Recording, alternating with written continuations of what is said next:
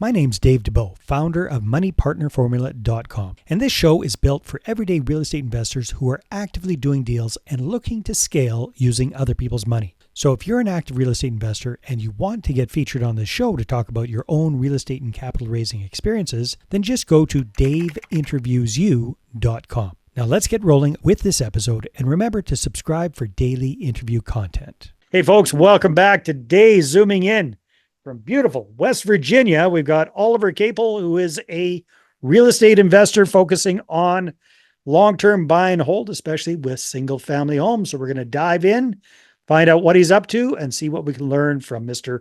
Oliver Caple. Well, welcome to the show, Oliver.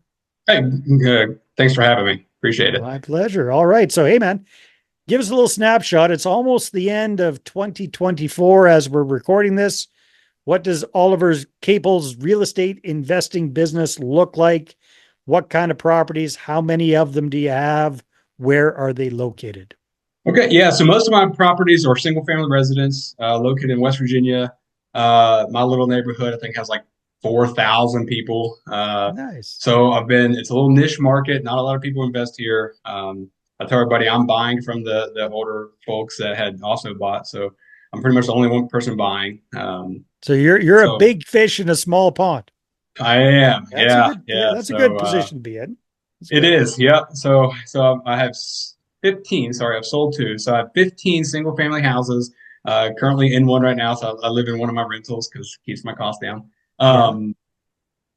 Actively buying, but my strategy is to buy depreciated or distressed properties. I could buy them really cheap, a couple $1,000s, honestly. Yeah, I mean, I think my cheapest one I actually got for free, handed to me. Most expensive one I think I've only paid 40 grand for. Wow. So I flipped 3 properties before that, took that money and of course bought more. Again, my strategy is to keep the properties paid for. They're paid in full. Obviously that takes a lot of capital, but however, at the end it's paid for. Well, you know what, Oliver, it's all relative, because if you've got them anywhere from 0 to 40K, let's average it out. Let's say you're paying 25 grand a pop, maybe 30. Mm-hmm. I don't know what it is.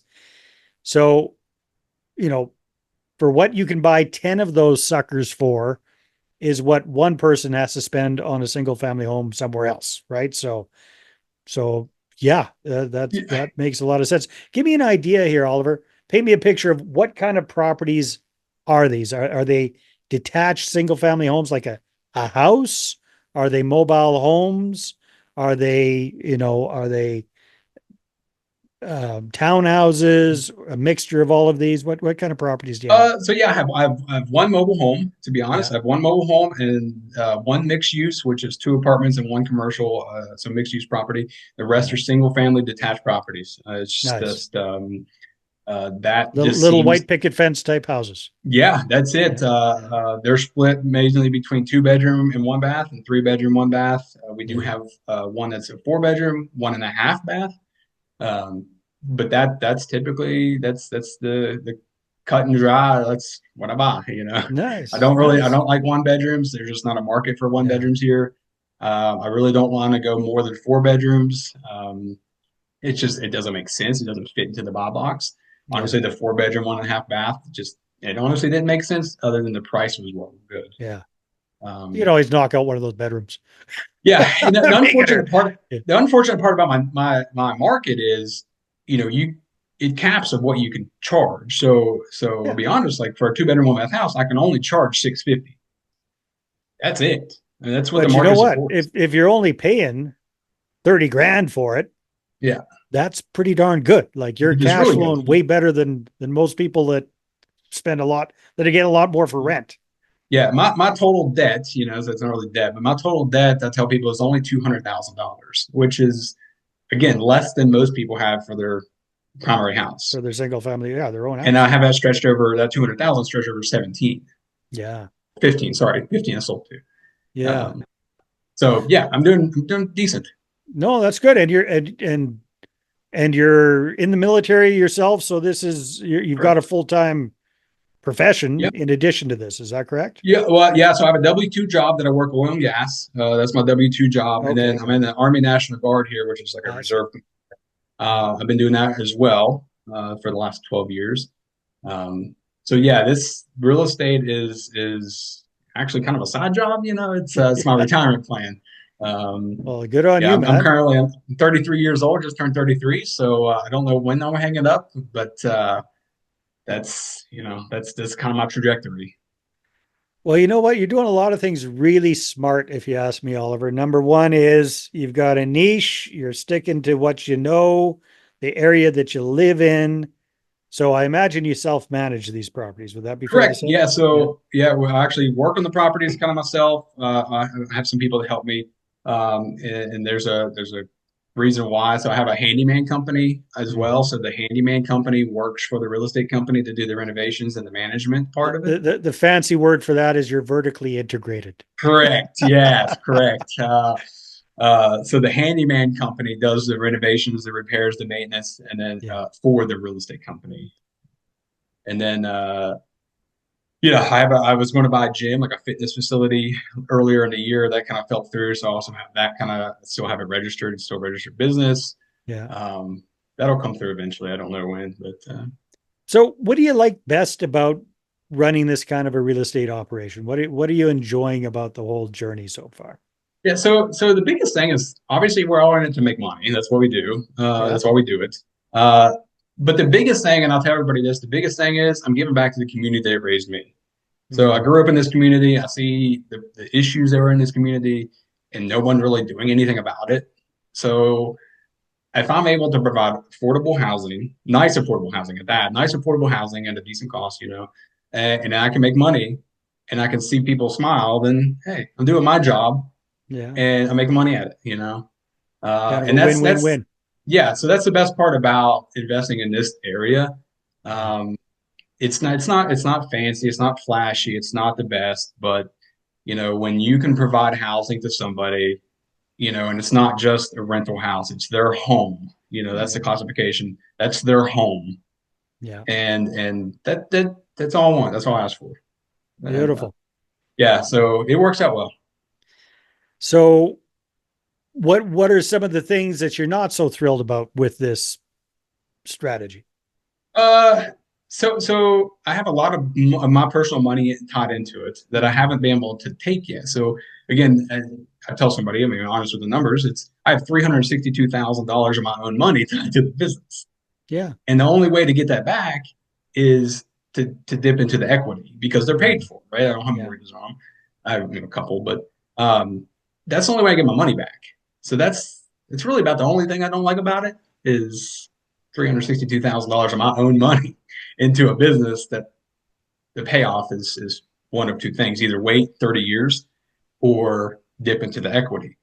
The Mm. current market down here now it's changing, obviously, but the current market isn't conducive to dip into equity right now at Yeah. 9% interest or whatever. No, it doesn't make sense. So it just doesn't make sense, and Mhm. that's probably the worst part about it. The second worst part about it is again the market is probably a D class area, if I'm going to be honest. Mhm. So it doesn't provide the opportunity to really like to accelerate rent growth. It's capped. It's 650 for Yeah. 2 bedroom, one bath. It's 750 for 3 bedroom, one bath. I mean that is it. So anything else eats into that: insurance, taxes, municipal fees, et cetera, et cetera. So my margins seem good. My margins are good actually because the properties are paid for.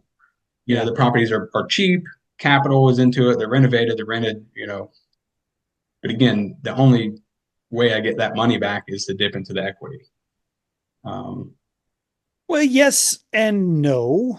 Looking at it from a outside perspective, right?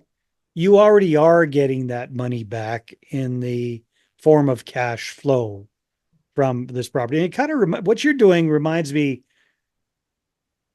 in miniature of a story I heard Robert Kiyosaki tell years ago. I was at one of his conference things, right? And he was talking about how he put on a seminar and he was asking who the active real estate investors were. One older gentleman put up his hand and he found out that this guy owned something insane like 6,000 single family homes, like just an insane number of houses. And Kiyosaki had been talking about multifamily, and that was the only way to go, blah, blah, blah, blah. But this guy was crushing it with single family homes and doing basically the same thing you're doing, is buying them all cash, really cheap, fixing them up, getting them renting out, just holding on to them long term. But his whole play was cash flow. And he built it up to where the portfolio was generating so much cash flow from him. That's what he was using just to roll into buying more and more and more properties, right? So yeah, I agree with you. I don't think you necessarily need to or want to uh put a mortgage on all of those properties and encumber them that way, because that just kills your cash flow, right? So yeah, you can take the money and go buy some more properties that are going to be encumbered and not cash flowing very much. Or you can just optimize these and just roll your cash flow into paying off the existing debt you do have on a few of them. And then just have this cash flow cow, which you don't even need the cash flow right now. You're making good money in your W-2. Yeah, You don't, correct. you don't need to be. So you might think about it from that point of view, is yeah, your money's kind of tied up, but your money would be tied up in something else anyhow, probably not generating anywhere near the kind of returns you're getting from the portfolio. Correct. So that's one way to think about it. The other thought I have for you is you could go even faster if you wanted to, partnering up with other people. They put up all the money to buy these properties all cash. You get the handyman service doing the renovations and repairs. You tack on the property management company service to the handyman service, or start a new company or whatever, again, vertically integrated, right? And you own 50% of the equity in those properties. Now, yeah, you don't own it all, but your companies are benefiting from that. You're creating income for those companies. You're creating equity for yourself and your partners. You've got instant equity because they've paid cash for it, right? And you own half of that. And that way you could grow a heck of a lot faster and help other people get into the market when they don't want to do all the stuff, that tenants and toilet stuff that you're doing. Yeah, and that's kind of the challenge with my market, because I've tried to have those conversations with people that I know have the money. Yeah. But this market's just tough. And a lot of people, if you're from West Virginia, you know this area. Well, Yeah. it's similar to yeah, most other areas. But it's like if they want to put up money, they don't want to put up money in Weston. There's just the town I'm in. Mm-hmm. They want to go to like Morgantown or Fairmont. Those are the college towns. I'm just throwing towns. So those are the college towns, right? Where you can charge $1,200, $1,500 for a house or an apartment. But And how I much get does the it. house or the apartment cost there? Oh, 3x that. I mean, Yeah. you're basically $300,000. You could Well, probably find. then I think, Oliver, you might be talking to the wrong people. Yeah. Oh, yeah, they are. Yeah. Honest to God, if you talk to somebody in California, just saying, you talk to somebody in California, say, hey, we can buy a house for $40,000. I'll do all the work for it. We'll own it 50-50. It's going to be generating you on average, whatever it is, $650 Yeah. a month. So they get, I don't know what your expenses, but whatever, whatever the cash on cash return is going to be far better than what they're getting elsewhere. Yeah. And they've got a tangible asset, right? Yeah. Plus, Yeah. And it's, one yeah, of those guys can that's the probably biggest buy thing. five or six. Yeah. And that's the thing. It's, my average, so my average cost is 20,000 per house. If you stretch that out.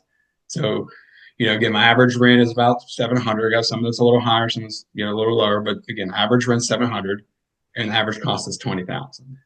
So it's Average cost of purchase. correct. Well, Yeah. that's purchase renovation. That's purchase And that's renovation. everything. Well, it's not That's even, everything. That's yeah. yeah. So if let's put it this way, if somebody could invest 20 grand, what would you say? So you're renting out for 700, let's say, Average, correct. average. What's your net after taxes, after property Taxes, taxes? yeah, it's like taxes, insurance, expenses. Let's just say I'm averaging 550 profit Let's say per house. 500 just for round Yeah, numbers, because I'm a simple math guy. yeah, So yeah, you're netting $500 a month. on a $20,000 property. Is that right? Correct. Okay. So you do half C's, give or take, with your investor. So they're netting, they put up the 20 grand to buy it.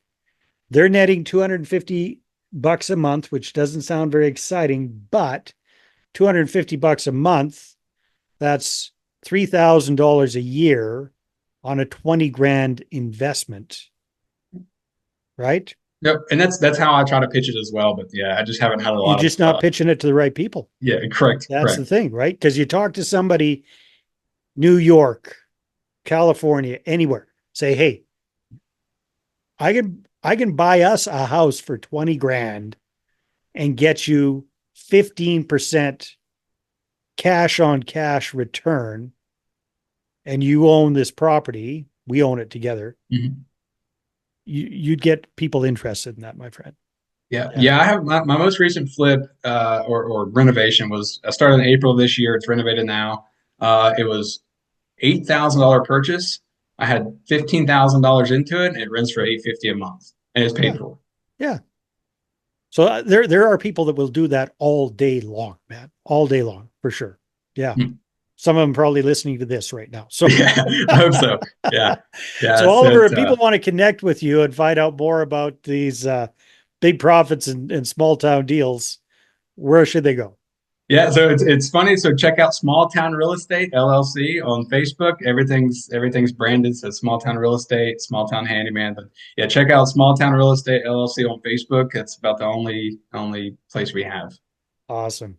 Oliver, thanks very much for sharing your story. This has been great. Yep, appreciate your time. Thank you. All right, everybody, take care. We'll see you on the next episode. Hey there, I really hope you enjoyed that episode. And as always, if you want to listen to more daily interview content, make sure you subscribe. And if you're an active real estate investor and you're doing deals and you'd like to get featured on this show, then just head over to daveinterviewsyou.com. Now at moneypartnerformula.com, we help real estate investors to create a process for predictably getting capital so they can do more deals without relying on hard money lenders or the banks. We do this by building them a private capital marketing system. Now, if you want help turning yourself into a big money capital attraction machine, then book a call with our team to see how we can help. Just visit moneypartnerformula.com to find out more. All right, take care, and we'll see you on the next interview.